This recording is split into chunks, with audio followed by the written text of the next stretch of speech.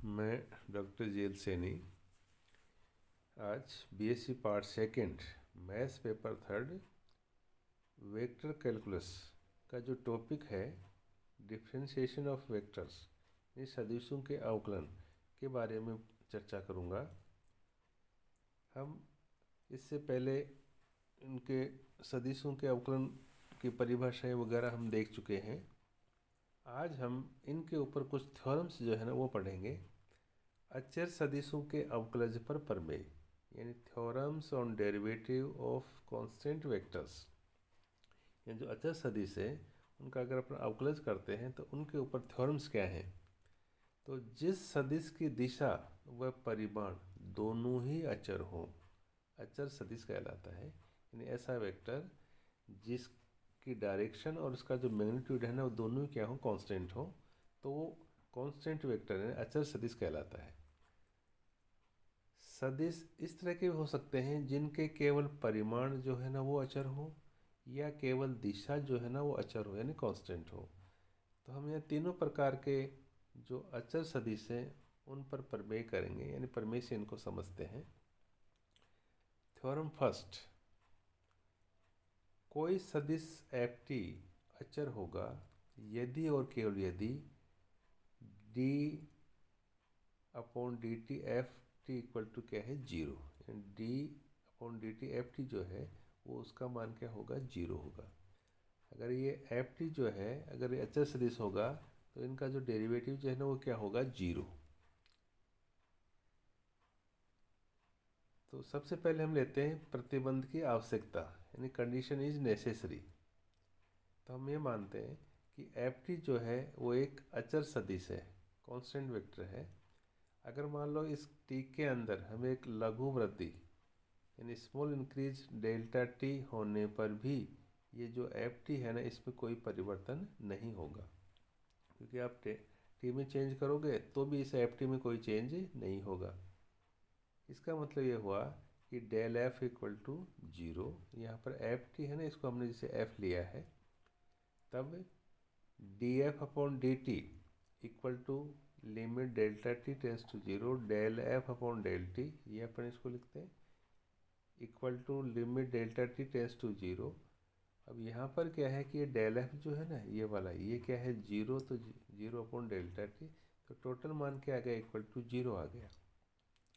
इस प्रकार अचर सदिश का जो अवकलज है ना वो क्या है, शून्य सदिश होता है ना। ये एफ यहाँ पर कांस्टेंट है। उसके बाद में फिर है प्रतिबंध की पर्याप्तता, कंडीशन सफिशेंट। अब हम यहाँ पर सदिश एफ टी जो है ना वो इस तरह का है कि यहाँ पर D F upon D t है ना वो क्या है, जीरो। तो यहाँ पर हमें एफ टी को इस प्रकार मान लेंगे कि F one T i plus F two T j plus F three T के, जहाँ पे आई जे और के है ना ये एक्सों के अनुदिश ये क्या है, एकांक सदिश यूनिट वेक्टर्स हैं ये।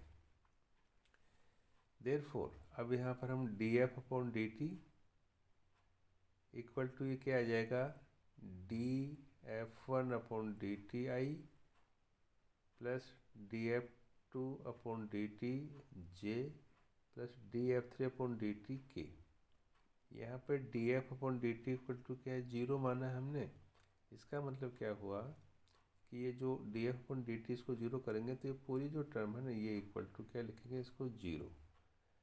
अब ये कब संभव है, यानी ये जीरो कब होगा, जब ये है ना d F upon D T equal to zero आएगा, यहाँ पर D f two upon D T equal to zero आएगा, और यहाँ पर D f three upon D t है ना वो क्या आएगा, जीरो।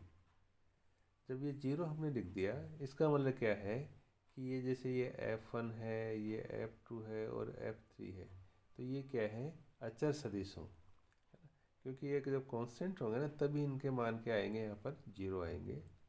तो जिससे एफ भी क्या है, एक अचर सदिश ही होगा, क्योंकि यहाँ F one F two F three अगर कांस्टेंट होंगे तो हमने यहाँ पे जो माना था ना ये वाला, अगर ये कांस्टेंट होंगे, ये जैसे F one T F two T और एफ टू थ्री ये कांस्टेंट होंगे तो ये एफ जो है ना वो भी क्या होगा, कांस्टेंट होगा, अर्थात एफ भी क्या होगा, एक अचर सदिश ही होगा। इस प्रकार d F upon D T equal to zero होने पर एफ क्या है, एक अचर सदिश ही होगा। फिर हम जैसे थ्योरम सेकंड लेते हैं, सेकंड थ्योरम के लिए किसी सदिश ft का केवल परिमाण अचर होगा यदि और केवल यदि f dot d F upon D T equal to 0। ठीक है ना। तो यहाँ पर ये जो एफ टी जो है वो क्या है, एक सदिश है।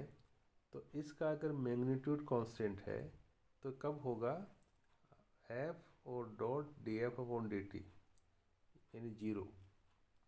तो इसको समझने के लिए हम वही पहले की तरह हम मानते हैं कि एक नेसेसरी कंडीशन यानी प्रतिबंध की आवश्यकता, कंडीशन इज नेसेसरी, ये आवश्यक कंडीशन है उसके लिए। तो यहाँ पर हम ये लिखेंगे कि माना सदिश एफ टी का जो परिमाण है, मैग्नीट्यूड है, वो यहाँ पर क्या है, कांस्टेंट है, अचर है। तो देयरफॉर एफ का जो परिमाण है वो क्या है यहाँ पर, अचर। Therefore d F upon D T equal to क्या है, 0। अगर मान लो इसका परिमाण अगर अचर होगा तो इसका डिफरेंशिएशन क्या होगा, 0। अब हम जानते हैं कि f dot f equal to क्या है, मोड ऑफ एफ का होल स्क्वायर। देयरफॉर अब हम इसके d upon D t f dot f equal to d upon D t mod f का होल स्क्वायर जो है ना, इसका अपन डिफरेंशिएशन करेंगे विद रिस्पेक्ट टू टी करेंगे। या अब देखिए इसका जब हमें करते हैं तो एफ डॉट एफ है, तो इसका है ना हम पहले कर चुके हैं।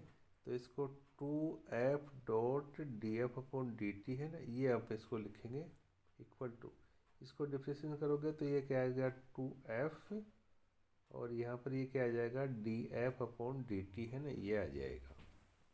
क्योंकि हम इससे पहले जो है ना इसका डिफरेंशिएशन हम लिख चुके हैं। या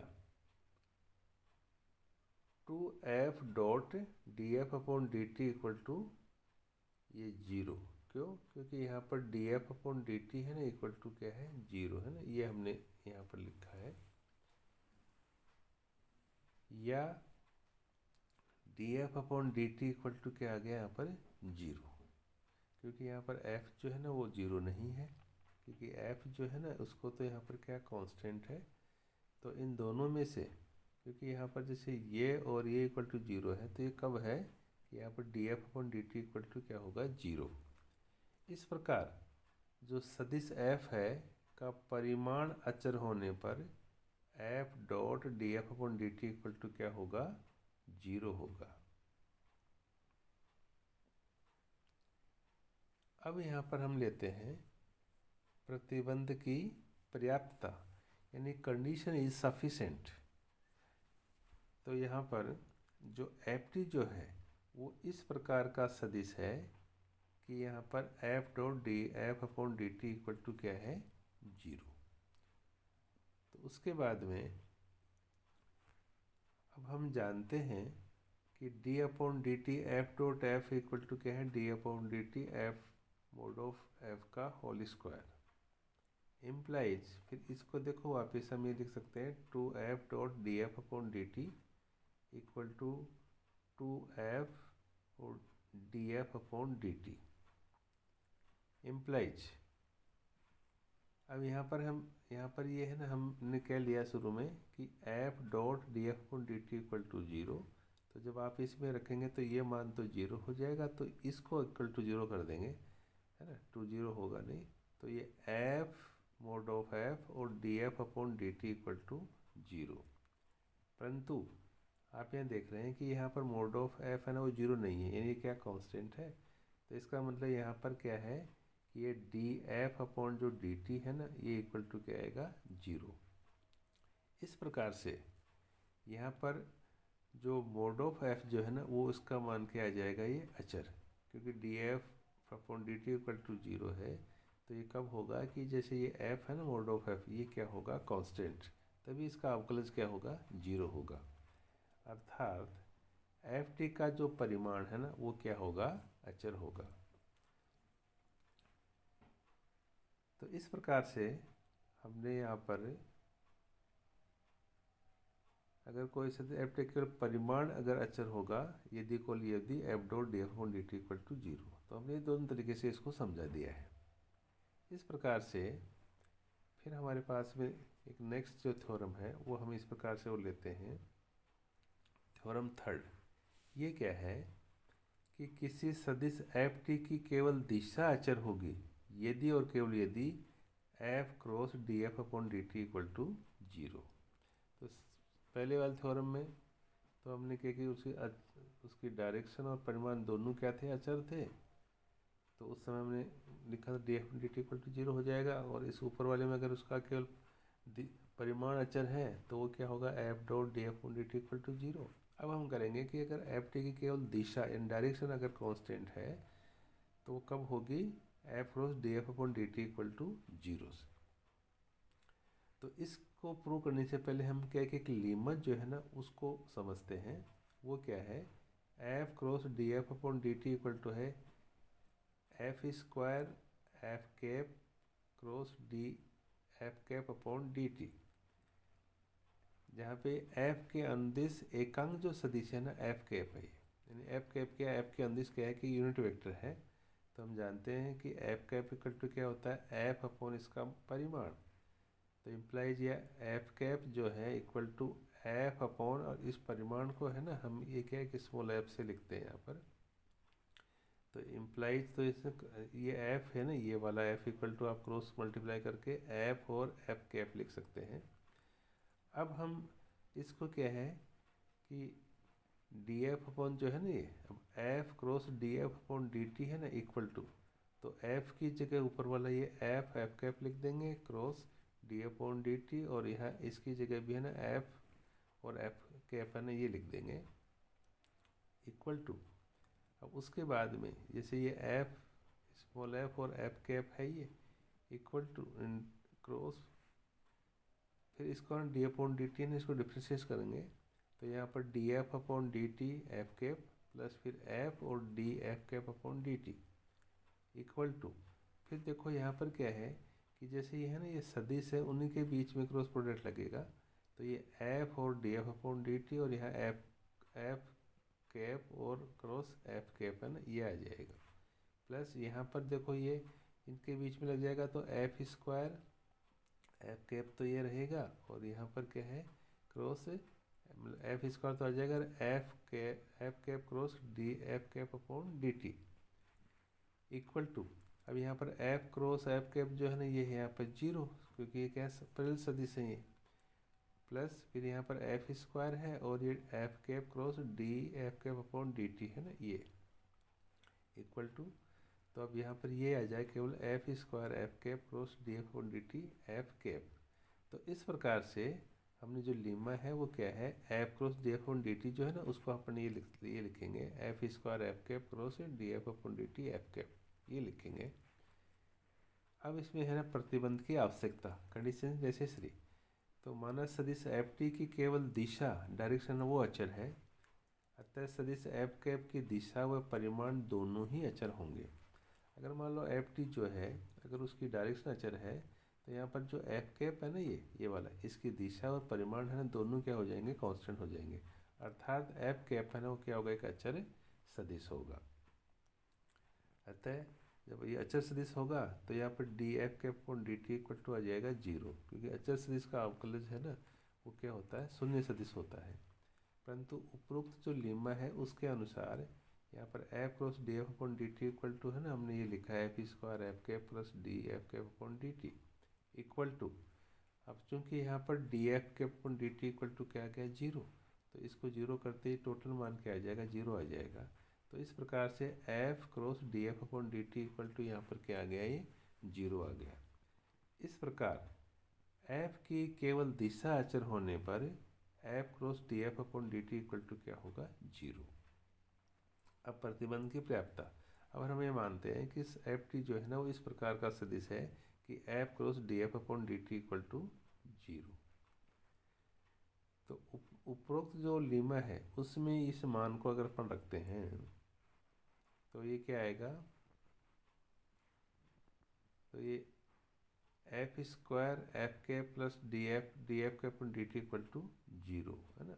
यानी कहने का मतलब क्या है कि ये जो लेमा जो है ना ये वाला, इसके अंदर अगर अपन एफ को डी एफ को 0 रखेंगे तो ये इसका मान क्या आ जाएगा, 0 आ जाएगा। तो ये हमने यहाँ पे लिखा है।